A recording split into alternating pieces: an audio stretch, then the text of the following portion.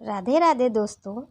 भगवान की गोद में सिर एक प्रेरक कहानी हम आप लोगों के साथ साझा कर रहे हैं। एक लड़की ने एक संत जी को बताया कि मेरे पिताजी बहुत बीमार हैं और अपने पलंग से उठ भी नहीं सकते। क्या आप उनसे मिलने हमारे घर पे आ सकते हैं? संत जी ने कहा, हाँ बेटी, मैं ज़रूर जाऊंगा। संत जब उनसे मिलने उसके घर पर गए तो देखा कि एक बूढ़ा और बीमार आदमी पलंग पर दो तकियों पर सिर रखकर लेटा हुआ है, लेकिन एक खाली कुर्सी उसके पलंग के सामने पड़ी थी। संत जी ने उस बूढ़े और बीमार आदमी से पूछा कि मुझे लगता है कि शायद आप मेरे ही आने की उम्मीद कर रहे थे। उस वृद्ध आदमी ने कहा, जी नहीं, आप कौन? संत जी ने अपना परिचय दिया और फिर कहा, मुझे ये खाली कुर्सी देखकर लगा कि आपको मेरे आने का आभास हो गया है। वो आदमी बोला, संत जी, अगर आपको बुरा ना लगे तो कृपया कमरे का दरवाज़ा बंद कर दीजिए। संत जी को थोड़ी हैरानी तो हुई, फिर भी संत जी ने दरवाज़ा बंद कर दिया। वो बीमार आदमी बोला कि दरअसल इस खाली कुर्सी का राज मैंने आज तक किसी को नहीं बताया है, अपनी बेटी को भी नहीं। मैं अपने पूरे जीवन में ये जान नहीं सका कि प्रार्थना कैसे की जाती है, लेकिन मैं प्रतिदिन मंदिर जाता अवश्य था, लेकिन कुछ समझ नहीं आता था। लगभग 4 साल पहले मेरा एक दोस्त मुझे मिलने आया। उसने मुझे बताया कि हर प्रार्थना भगवान से सीधे हो सकती है।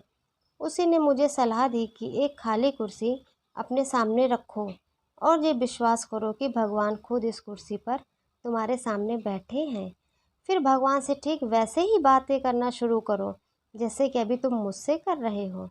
वो हमारी हर फरियाद सुनता है। और जब मैंने ऐसा ही करके देखा तो मुझे बहुत अच्छा लगा। फिर तो मैं प्रत्येक दिन में 2-2 घंटे तक ऐसे ही भगवान से बातें करने लगा। लेकिन मैं इस बात का विशेष ध्यान रखता था कि मेरी बेटी कभी मुझे ऐसा करते ना देख ले। अगर वो देख लेती तो उसे लगता कि मैं पागल हो गया हूँ। ये सुनकर संत जी की आंखों में प्रेम और भाव से आंसू बहने लगे। संत जी ने उस बुजुर्ग से कहा कि आप सबसे ऊंची भक्ति कर रहे हो। फिर उस बीमार आदमी के सिर पर हाथ रखा और कहा, अपनी सच्ची प्रेम भक्ति को जारी रखो। संत जी अपने आश्रम में लौट गए, लेकिन 5 दिन बाद वही बेटी संत जी से मिलने आई और उन्हें बताया कि जिस दिन आप मेरे पिताजी से मिले थे वो बेहद खुश थे, लेकिन कल सुबह 4 बजे मेरे पिताजी ने प्राण त्याग दिए हैं। बेटी ने बताया कि जब मैं घर से अपने काम पर जा रही थी तो उन्होंने मुझे बुलाया, मेरा माथा प्यार से चूमा। उनके चेहरे पर बहुत शांति थी, उनकी आंखें आंसुओं से भरी हुई थी। लेकिन वापस लौटकर मैंने एक अजीब सी चीज़ भी देखी। वो ऐसी मुद्रा में अपने बिस्तर पर बैठे थे जैसे खाली कुर्सी पर उन्होंने किसी की गोद में अपना सिर झुका रखा हो, जबकि कुर्सी तो हमेशा की तरह खाली थी। संत जी, मेरे पिताजी ने खाली कुर्सी के आगे सिर क्यों झुका रखा था?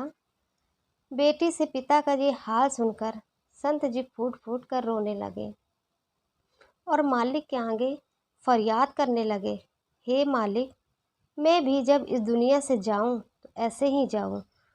मुझ पर भी ऐसे ही कृपा करना। यदि हम भी इस तरह अपने इष्ट देव की गोद में बैठकर यहाँ से जाना चाहते हैं तो प्रत्येक पल आप अपने इष्ट देव की उपस्थिति को हर जगह महसूस करेंगे। एक दिन हमारी अवस्था भी अवश्य बदलेगी।